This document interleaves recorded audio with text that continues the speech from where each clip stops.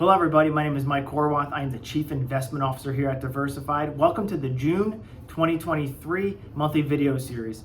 Today we're going to speak about the cons of passive investing. So if you recall, in May we spoke about the pros, right? The positives that come along with passive investing. Today I want to flip the script and just speak a little bit about the downside that does come along with more passive investing styles or searching for passive investments.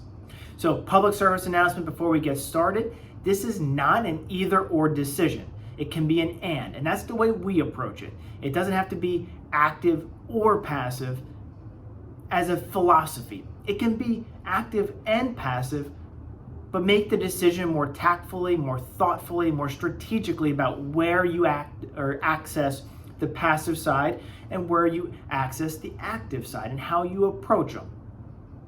Second, there is more to portfolio management and building your portfolio than just this decision. There's asset allocation, right? How much of certain asset classes that I own. There's security selection. There's understanding cost. There's tax management. There's a lot to portfolio management beyond just making a decision if I'm going to be active or passive. It's an important decision and something that we take very seriously. But just remember that this is a building block. This is not the only challenge that we're trying to solve and figure out within portfolio construction. And lastly, not all passive is created equal. I always want to remind people that, traditionally passive has been market capitalization weighted. So thinking the biggest stocks get the biggest weighting, but there's a bunch of different types of indexing out there, and you have to just always understand what you're investing in, why you're doing it, and how that differs from what you maybe thought you were investing in with market cap weighted indexes, right? There's now indexes for various types of strategies, different factors, equal weight. There's different ways to index. So always remember there's a lot of options and it's not all created equal, and just keep an eye out for that moving forward. But really the downside number one is the reality with passive investing is you will always underperform. If we're thinking about market cap weighted indexing, so if you take the S&P 500, you take the Russell 2000, which is small cap, or the MSCI EFA, which is international developed, the Barclays US Aggregate Index, which is the US investment grade bond index. If you passively access those via an investment vehicle, you will underperform just by rule every single time. Most people will say, well, why is that? I'm just buying the market. Well, remember, it's not free. There is a cost related to it. So you will always essentially do the market minus whatever it costs to have that strategy run. So one of the downsides to passive investing is you will always underperform. On the other side, obviously with active, the objective is to outperform or to reduce risk, but comes with tracking error. It doesn't mean you're always going to outperform. That's always the argument against active investing, is that there is a chance and potential for always underperforming net of cost. With passive, the downside is that, well, essentially you're just giving up and saying we are going to underperform inherently net of our cost. Second, not all indexing styles and methodologies create what we would consider optimal portfolios. Think about it in a couple different ways. On the equity side, what we've seen this year in 2023 has been 7 or 8 stocks, mostly those biggest tech names. If you think Meta, you think Google, you think Nvidia, those names are driving markets. Everything else, the other 490 stocks within the S&P 500 have largely not helped anything. As that happens, the S&P 500 as an example, this happens with the Russell 2000, this happens with other indexes, the top weightings become very concentrated. So what you think is a really diversified portfolio, if the S&P 500 is 25% in the top 7 names, you've become very concentrated to a single sector, and that's what we've seen this year. We've seen the top end of that index become expensive, become highly concentrated, and most of the growth has come within that space.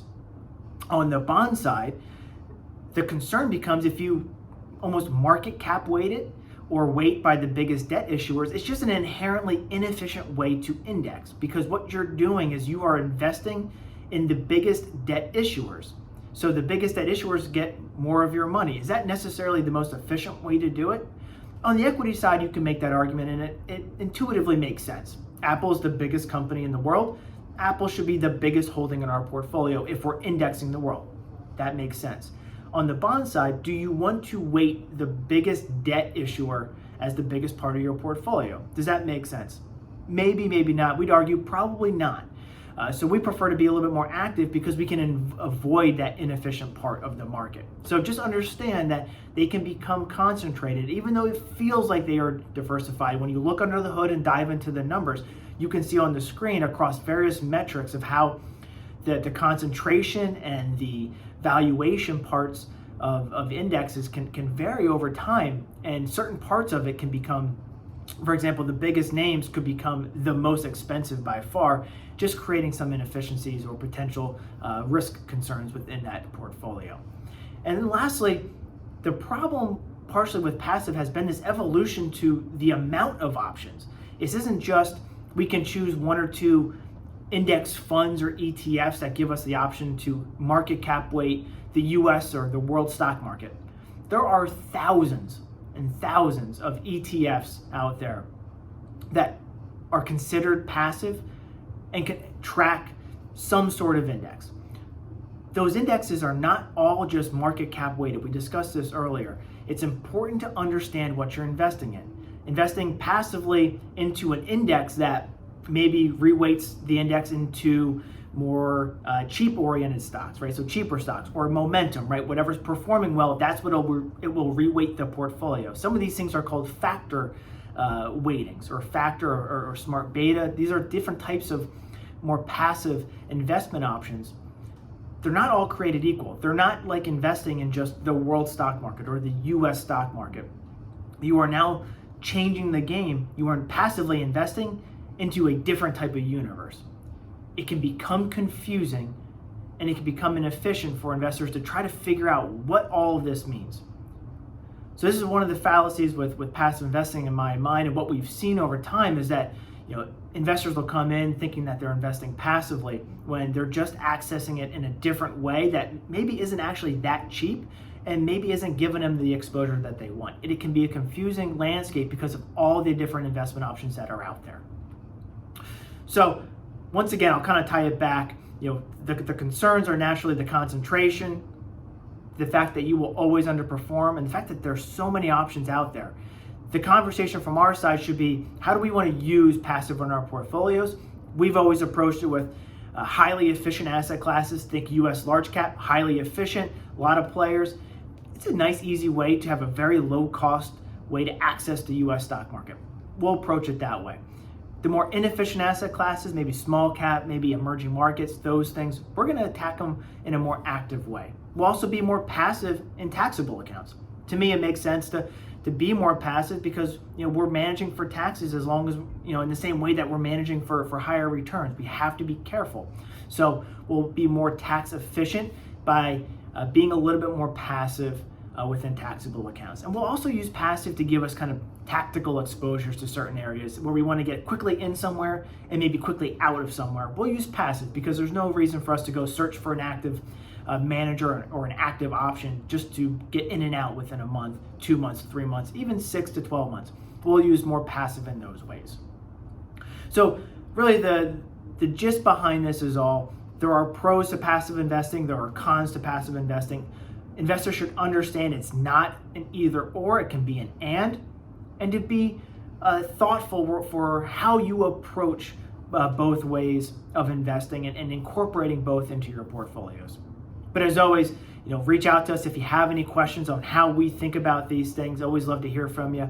But from everybody here at Diversified, thank you for your trust and the partnership you have with the people here at Diversified. Take care. We'll talk soon.